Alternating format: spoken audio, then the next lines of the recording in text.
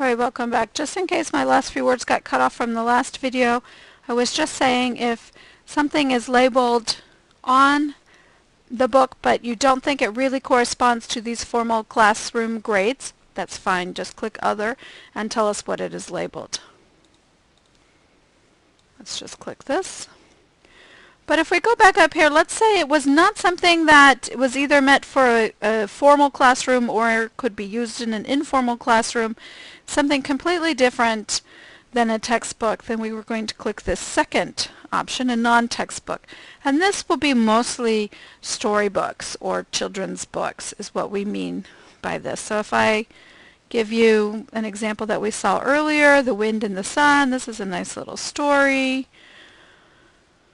Obviously very different from a textbook, it's just a story for extra reading practice. Certainly things like dictionaries or reference materials would come under non-textbook. Here's another, it's not a textbook, it's not a story, this would be informational. Make sure you can see it. Where it's just a little book on nutrition, but still aimed at children. So anything that's not really related to a curriculum for a formal or informal setting, but it's just extra supplementary reading material, then we would click this second option. And under supplementary, it's going to ask us to choose what kind it is.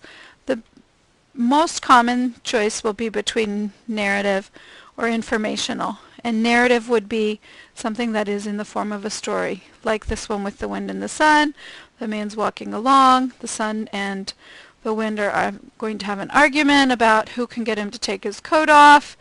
The wind blows and tries to blow his coat off, but that doesn't work. The sun heats him up so much that he takes his own coat off, and then the sun wins. So it's a nice little tale with a nice little moral. And it's in story form. There's a beginning, there's a middle, there's an end, there are characters. This is what we're going to consider something like a narrative. Informational is like this other option that I showed you earlier. For example, a little book on nutrition, Our Food, Our Bodies. It's telling us about the nutritional value of different kinds of foods and how they help us. Carbohydrates, proteins, fats, etc. So it's definitely not a story with characters and a plot and a storyline from beginning, middle, and end, but also just very useful information that is teaching children about some aspect of the world. That would be under informational.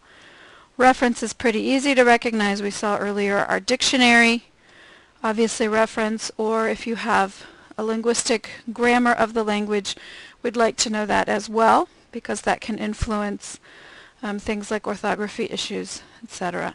You may have a book of poetry and songs. You may not. It's probably a little more rare. You may have a book of riddles or proverbs, but probably the most common will be either narrative or informational.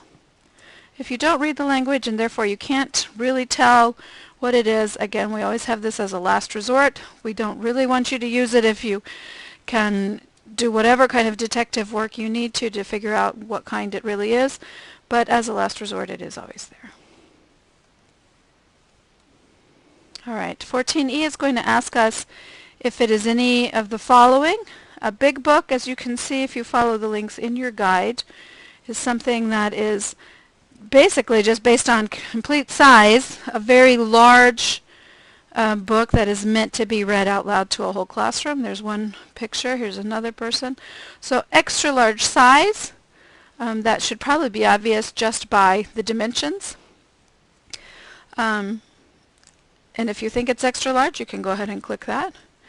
A leveled reader we talk about extensively again in your guidelines with lots of examples.